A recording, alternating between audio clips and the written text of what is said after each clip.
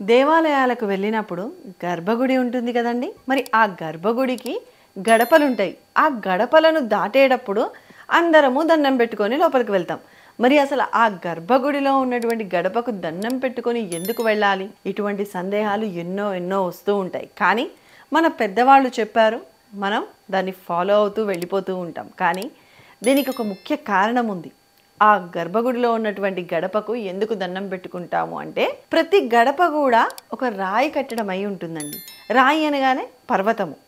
ఈ పర్వతం అనగానే ఏమంటారంటే, కొంతమంది భక్తుల పేర్లు చెప్తారు. భద్రుడు, హిమవంతుడు, నారాయణుడు. ఎందుకంటే హిమవంతుడు అనగానే మనకి గుర్తొచ్చేది హిమాలయాలు. మరి హిమాలయ పర్వతము, మరి నారాయణుడు అనగానే నారాయణగిరి.